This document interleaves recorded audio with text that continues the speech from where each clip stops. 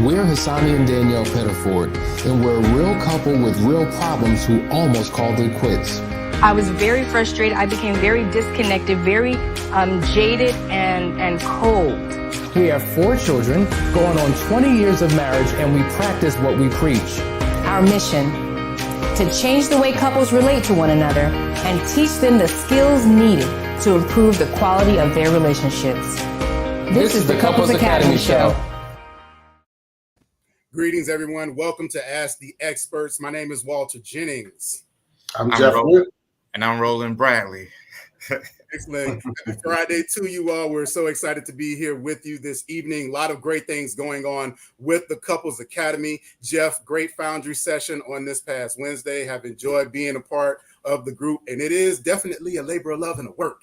And so getting a whole lot out of it. And so we'll get into that a little more as later. Roland, know that you have been doing some work as one of our incoming practitioners. So glad that you've had some enriching experiences that as well. But today we are here to answer your questions and your comments and to address those things. And so be sure to go ahead and add those into the chat and we will address them accordingly. We already have some good ones. I know that Sal, way before we even started the broadcast, already had their question in. And so we want to go ahead and start with that after we welcome our illustrious Miss Lakeisha Shipman-Hines. Good morning, Miss Hines. How you doing?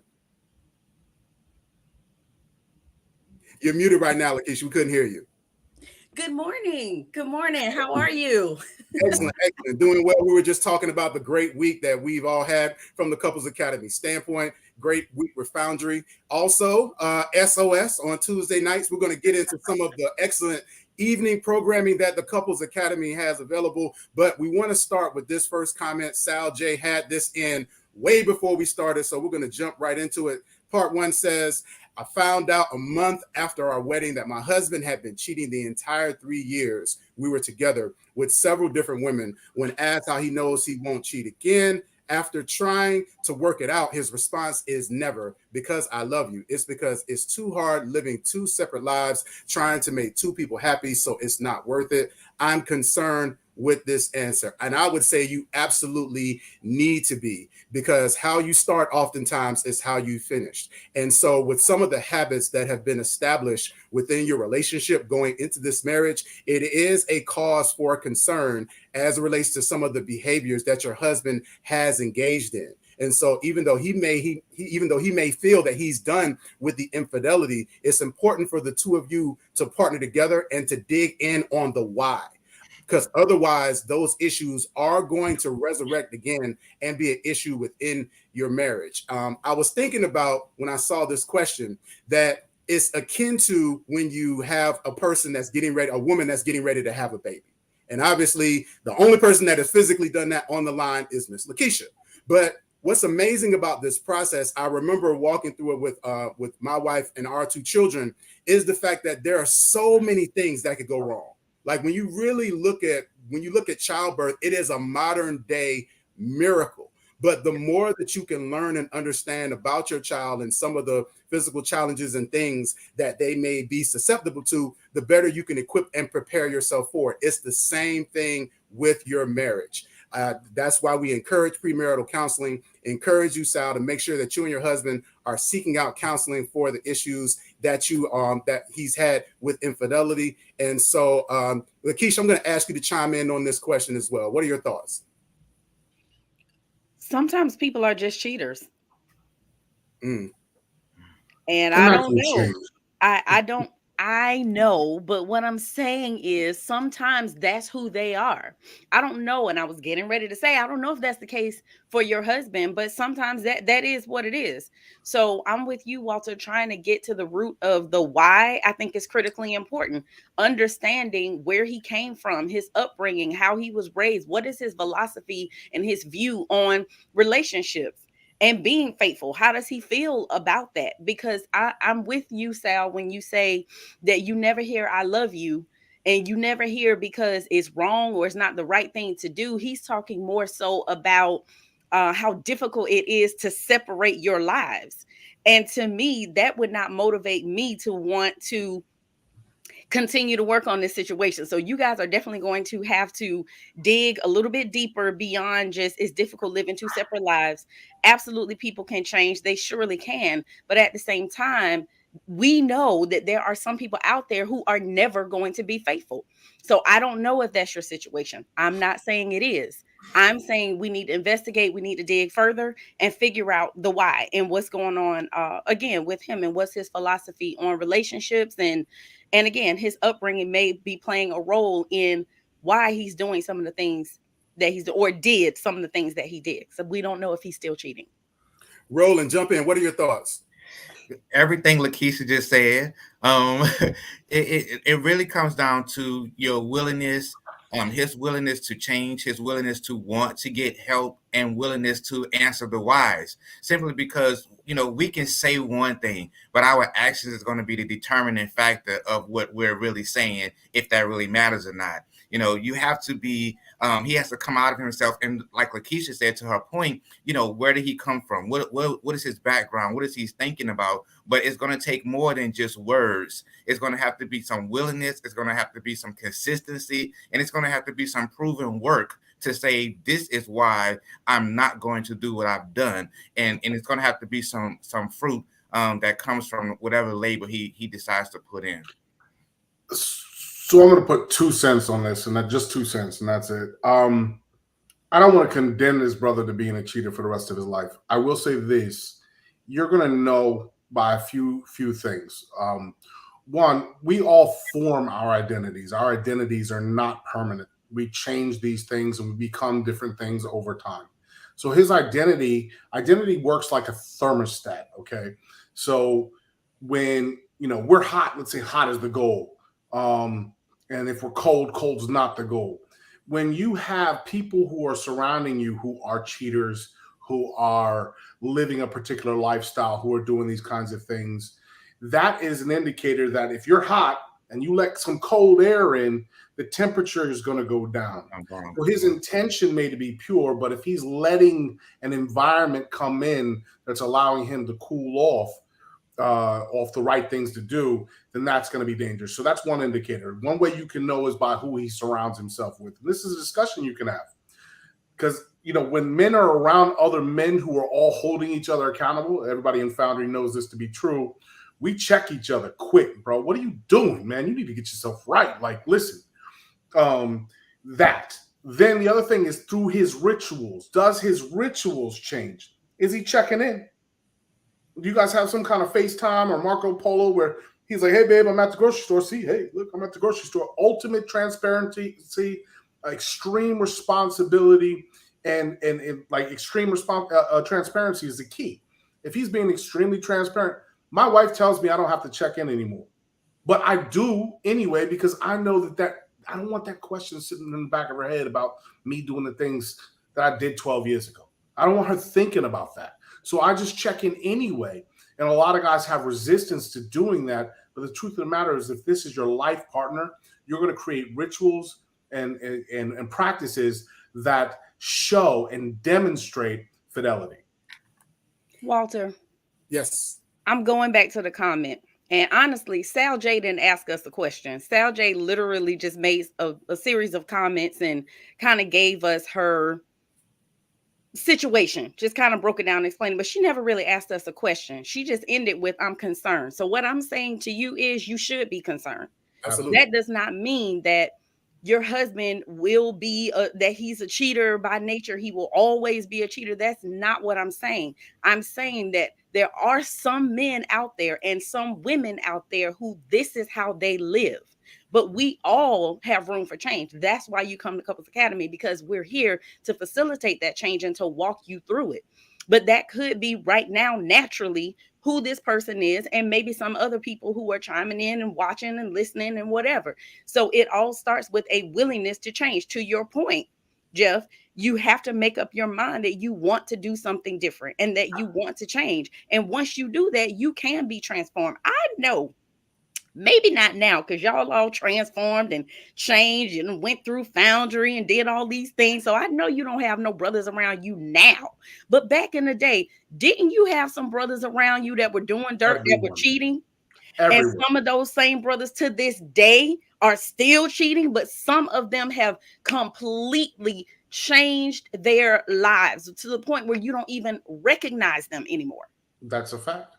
Yeah. And so, Keisha, to your point, cause needs to then lead into action. And so what we're advising is definitely seeking counseling. Not sure if you all got premarital counseling, but even if you did, you all definitely need some counseling and coaching sessions to even see if he is interested in recognizing if he even sees his behavior as being wrong, or if it is something that he has resigned as a part of his character of who he believes that a lot of men believe that, hey, you know, this is who I am. I'm a man. This is what a man does. And that's erroneous thinking. And also too, Sal, I want to encourage you that part of what you're seeing has nothing to do with you. These are things that were probably he dealt with and were inside of him before you all even met. But you also are now partnered and joined with him in his process of figuring out exactly what direction he wants to go in and deal with it. Whoa, we already starting out the box with a hot one. I know we have some other comments that are going to be coming in. We're going to take a quick break and we'll be right back in 1 minute. Welcome to the Couples Academy app. The Couples Academy app is your go-to hub for how to do marriage right. Get started with our app today by perusing our amazing features that conveniently allow you to connect. This app is packed with powerful content and resources to help you grow and stay connected. With this app, you can watch our messages, find marriage resources, watch, listen, and read the real-life stories of restored couples, sign up for events, read articles and blog posts, stay up to date with push notifications, share your favorite messages via Instagram, Facebook, Twitter, or email, and download messages for offline listening. For more information about the Couples Academy app, go to couplesacademy.org. All right, everyone, welcome back to Ask the Experts. Again, we are starting out the box with some challenges. And so we have three, and I'm just kind of tagging along the expertise of these three amazing practitioners from the Couples Academy. And also be sure to subscribe to the Couples Academy app. Jeff, this next one I want to throw your way because this is absolutely, I believe, a Foundry special. Yes. Ben says, what do you do when you lose motivation for life and work after an affair? I'm an unfaithful male, and as a man, quality sex motivates me. During my affair, I was promoted 3 times due to more testosterone. Now I'm a supervisor, but my conquest spirit is gone. I feel wrong for bringing this benefit home. So don't feel wrong for the raise in testosterone, because that's a good thing. What you have to understand is that these neurotransmitters that are happening in your body, these chemicals that are being produced by your body, do have these effects. More aggression, more assertiveness, there's all kinds of things. But you have to realize that that is your mental state that's driving that. That once we actually learn to be in tune with those neurotransmitters, we can actually affect change. Ed Milet has a great series. I wish I had the link, but I just watched a series where he was literally talking about what you physically do affects those things. No one can be depressed while they're working out. It just doesn't work because you're physically changing the chemicals in your body by taking the action. There's another great book by Amy Cuddy, Cuddy. She teaches at Harvard. She studies neuroscience as well. And she talks about presence, how you physically can change within 2 minutes the whole neurochemistry that's going on within your body. So one, you have to look at how your life is being affected by your current environments and this thing. I want you to know that you can restore that same love and attraction that you had for your wife. What you're dealing with is being used to a certain level of oxytocin. You can raise that level of oxytocin and create a stronger bond. I did it with my wife. I watched a couple this weekend at Last Chance Weekend. They were like the most, Keisha, tell me, weren't they the most adorable couple? 20 years, and they looked like they were in high school, all over each other after an affair. And they came in sitting apart, but by the middle of the session, they were on top of each other. Like they just had refound and rekindled that love spirit, and you could tell it felt unbreakable. Mm-hmm. And you can rekindle that. And I want you to understand that we live through 4 levels of growth in our lives. The first level is instinct, right? Right now, you're operating in instinct. What instinct is I've taken all the things that I've learned in life from my environment, from knowledge, et cetera, and I'm just living in a pattern based on what's already been absorbed into my subconscious mind. You are now an instinctual being. Then you move to a level of becoming a seeker, which we call the intellectual level of life. We're searching for new knowledge that inspires us and motivates us in a new way. And this is where I'm going to ask you to go right now. You need to start studying and learning new things about rekindling the fire and flame within your marriage. What Radical Husbands Do is one of them. His brain, her brain, so you can understand your wife a little better. There's some great books out there, and we can give you those lists. The third, what happens when we start seeking new information? That's great. And we start getting inspired by the information, but there's a boredom that sets in at a certain point once you've learned a lot. That's informational knowledge. What we then need to do is move into experiential knowledge, which we call discipline or discipleship. That's where you're going to actually take what you've learned and put it into a ritual, into a practice, okay? And then after you go through that discipleship, you can move into what's called mastery. This is when it becomes second nature for you.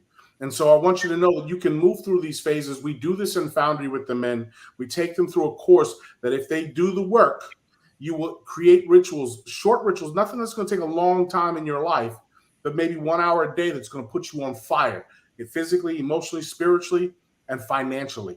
And so you can become the driver instead of being driven by your car, so to speak.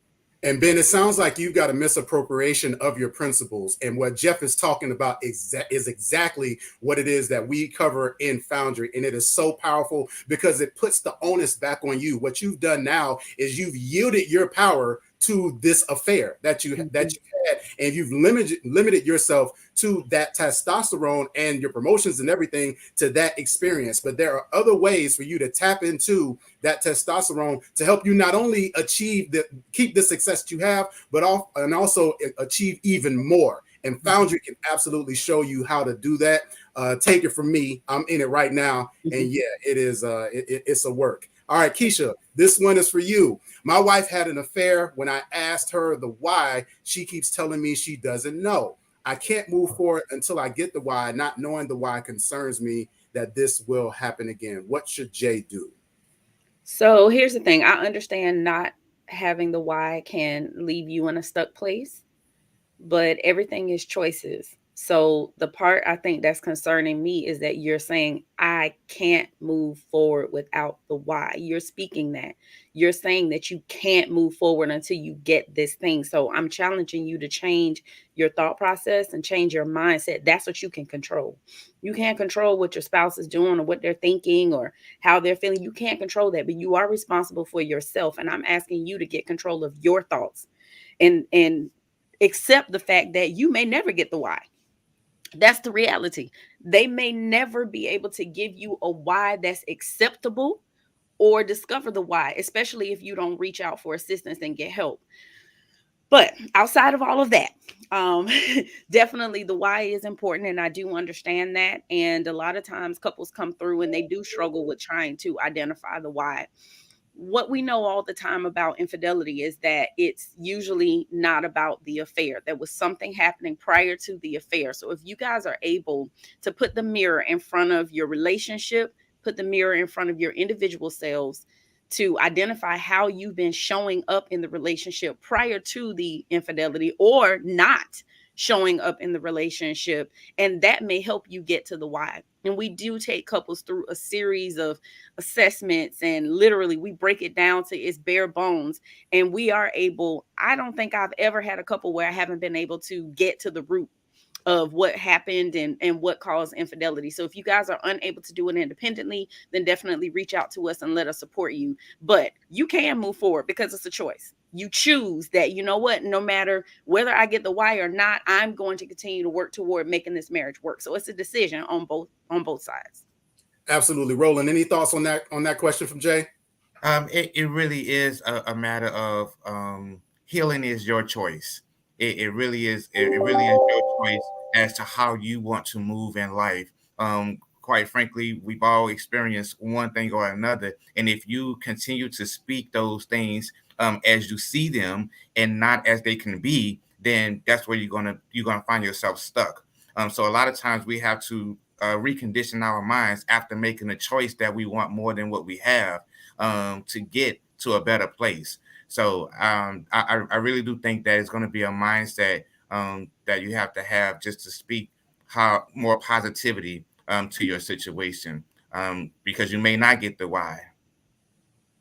Absolutely. So you all heard Jeff allude to Last Chance Weekend and the powerful Last Chance Weekend that took place last week. And so here's actually a testimonial from that. We'll be right back in 1 second. So I want to thank Hassani for even accepting us for the Last Chance Weekend. I said earlier, my wife had explained to him she was 90% out and 2% in. He said he was able to work with that for 2%. I did have doubt. He was able to work with that 2% as if he was working with 75%. They are amazing. They're excellent at what they do. I'm one of those people that I have doubt about everything. And I came in the first day with all doubt, but I'm leaving here excited, happy, and welcoming the new adventure that me and my wife will be going on with the tools that we have, and looking forward to another 11 plus years of what we already have. All right. So again, that was a testimonial from Last Chance Weekend, which is an absolutely transformational experience. Takes place the second weekend of every month. So please make sure that you visit couplesacademy.org for more information on that. Keisha, this is actually that's my couple. Justine says, I feel I never got the why even after we did the sessions with Couples Academy for quite some time, but I made a choice to move forward anyway. Like Ms. Hines said, you can only control what you can control. So making sure that you're doing your due diligence with your work, just as Keisha said, being self-reflecting, and also, again, being willing to partner with your mate and dig with them exactly what it is that might have been a part of that why. And over time, that will actually come out. But even if it doesn't, the point is to be able to move forward in the best way that you possibly can for yourself. All right, Keisha, we're going to throw this your way. My ex married the woman he cheated with. My in-laws now support their marriage. They didn't at first. I separated myself from them as well. Is this okay? I have a 5-year-old daughter from the marriage. And I'm looking for part 2. Okay, got it. Thank you. And I make arrangements so that she can see her grandparents, and never told my ex he couldn't see his daughter. However, he moved 3 hours away. Not sure how I'm supposed to help other than counseling. Okay, so this is a lot for sure. This family dynamic and in-laws, and Hassani breaks it down all the time about the top 5 reasons why people have marital discord, get into conflict, and a lot of times ultimately end in divorce, and in-laws is on that top 5 list. And so your question is, are you wrong? Okay, so I'm giving you my opinion. No, I do not think you're wrong. You do have to have a degree of separation, especially if you guys are no longer together. Your commitment when you guys say I do is to 2 people, God and your spouse, right? And literally the order and structure when you are married is God, spouse, children, then everybody else.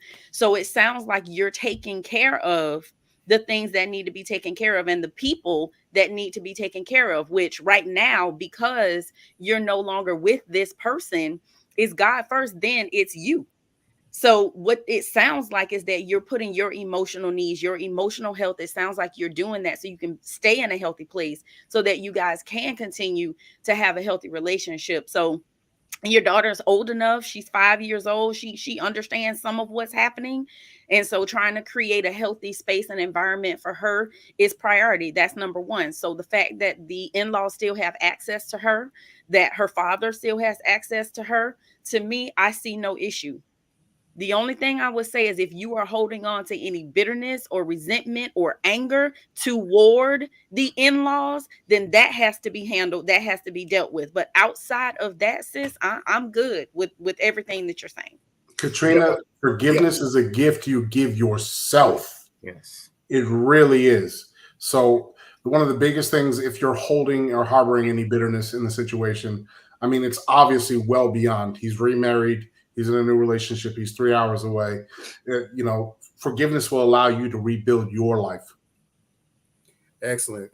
Sal, who actually we started the show out with, is back. And this is a continuation. Said, husband's why is that he's never been faithful to anyone. He has always felt alone and didn't trust anyone. He says he doesn't feel that way anymore and wants our marriage to work, as he can see that he can be open and honest with me and realizes that he has everything he wants and needs in me as his wife. Is it possible for him to change after 20 years of cheating? I'm going to chime in. I'm going to ask you, Roland, to chime in as well. Yes, he can, but here's the challenge. He has been in a pattern of behavior for 20 years. So even with him purposing to be faithful and to honor you, that is new and foreign to him. That is why it's important for you all to get some help and service in figuring out exactly what that new normal for him looks like. Otherwise, he's going to end up cheating again because that's his dysfunctional normal. So it's so important that you all address that as a couple. Roland, jump in. Listen, the bottom line is he absolutely can change. That's one, but he absolutely has to have the support system that he needs around him to be able to hold him accountable for that change. Right. So there's no way that he can change on his own. There's no way that he can say, well, I'm just not going to do it anymore. He has to have the willingness. He has to have the determination. He has to put in the work. And it's not going to be easy. I can tell you right now, it is definitely not going to be easy, but it's something that can be done. I am a living witness that it can be done. When you make up in your mind that you want more than what you have had, and you support surround yourself around people that support you and love you and care for you, trust me, you will have a new man. Foundry has helped me for sure. Couples Academy has helped me for sure. And listen, it's no way possible that he cannot be the best version of himself when he's not willing to put in the work to be the best version of himself. Period. Sal, give him to me. Give him to me, Sal. Give him to me. I got you. Listen, and again, to Jeff and Keisha's point as well, change can absolutely take place, but you have to have a system in place in order for that to happen. And also, Sal, I want to challenge you too, to hold your husband accountable and to push him as to what it is, what you expect to see from him as it relates to your marriage and in your relationship. I want to encourage all the wives out there. I was thinking about this morning. You can positively influence your husband to make some of the changes that they need. You use your powers for so many other things. Use your powers for the good of your marriage and influencing your husband. You've done it before and you can do it again. Now the questions start rolling in. Y'all always do this. I just want to point every time that we get 5 minutes before the end of the show, and then here y'all come with all these questions. Rashawn says, how do I get to healing over the affair? D-Day has been 5 years ago, but still feels like it happened yesterday. Please guide me. I'm mentally drained. Keisha. Rashawn, you are a regular, and I don't know if you have participated in any type of Couples Academy support outside of watching the show, which we sincerely appreciate your faithfulness and tuning in every single week. The first thing that pops in my mind, Vashawn, is perhaps it hasn't been done the right way. Perhaps your healing process has not been executed in the proper manner. Now, if you did get support, because it's one thing, you heard this old saying, you can lead a horse to water, but you can't make them drink. So the reality is you could have gone through some Couples Academy services, but are you using the tools that you have? Or perhaps you went somewhere else and you got good guidance, tools, tips, strategies, everything that you need, and you guys worked through what you did, but are you using the tools and strategies? And then the third thing is, which is Jeff's go-to point all the time, is Who are you surrounding yourself with? Both of you. Do you have positive people around you that are supporting you individually and collectively? Because there are times when it's just like somebody who was out, they were selling drugs, and then they get out the game. They're not selling drugs anymore, but they're still hanging around that same spot around those same people. Now, you may be there doing ministry, but you can't stay there. You go in, you deliver the message, and you get out. You cannot continue interacting with the people that you were interacting with when you were doing your dirt, because eventually you're either going to, one or two things are going to happen. They're going to rise up to where you are. They're going to pull you down. Statistically, you end up being pulled down. So that would be my feedback. Who are you surrounding yourself with? Did you get the proper help in the first place? If you didn't, get the help. If you did, and you're not using the tools, use the tools. Eyes forward, brother. Listen, I want you to go to work tomorrow. I want you to turn around, hold the hands on the wheel like this, and drive like that, looking out the back mirror. I guarantee you're going to get in an accident. Turn around, face the forward road, create big goals. And as you check those things, your triggers will turn into anchors. You will have new anchors based on milestones that you keep crossing. So as you set new goals for your marriage and you accomplish them, whether that's a new house together or maybe you're learning cooking classes together, as you do these things and build that bond, the past will seem further and further away as you get further and further down the road. But as long as you're looking down that back mirror and constantly thinking about it, it's going to be right here in front of your face, brother. You're not going to be able to get anything done. I want to answer one question. I know we're over time, but I saw this and I definitely know the answer to this one. How can I better tolerate my in-laws, specifically my mother-in-law and my sister-in-law? This is a big, big issue because in-laws are one of the biggest threats to a marriage. They really can be. I've been blessed. I love my in-laws. Like, they're perfect. I can't find a flaw. But I do see it. I see it everywhere, and I see how it tears apart a relationship. I will say this. One of the things that's happening, I guarantee you, is your thoughts are getting attached to your emotions whenever you're dealing with them. Now, you're right to have your thoughts and you're right to have your emotions, but when you attach them, they become powerful and they'll drive you to say and do things in your feelings in a moment that you don't want to do. What I can tell you is that you can establish boundaries. There's a great book called Boundaries. I forget the author, but you can draw boundaries and set a wall around what you allow. This is what we call protecting our thermostat, right? I can make sure that when people enter my house, I have this problem at picnics, right? People open the back door and they leave the back door open. I'm like, you're letting out my air. What you doing, man? You live in a barn. Okay. So someone's leaving your door open. What I need you to do is just simply close that door and make sure you keep closing that door. And the way you can do that is literally identify the behaviors. Think about a response. I don't know who that is. Think about a response that you can give that is logical, not necessarily emotional, and literally just give that response. Say, hey, listen, we're not going to do this. This particular thing is offensive to me, and I don't like it. We're going to not do that when we're around. Can you please honor that? And just draw the line. Don't become emotional. Withdraw from the conversation. And just keep reestablishing that boundary. Believe me, like Pavlov's dogs go adapt. Yeah, I'm not sure who that is either. So we're actually, say again? It's you, because I can hear it. It's me? Okay. Well, let me get off this. Oh, maybe it's not him. It's one of them. Here, I gotta wait.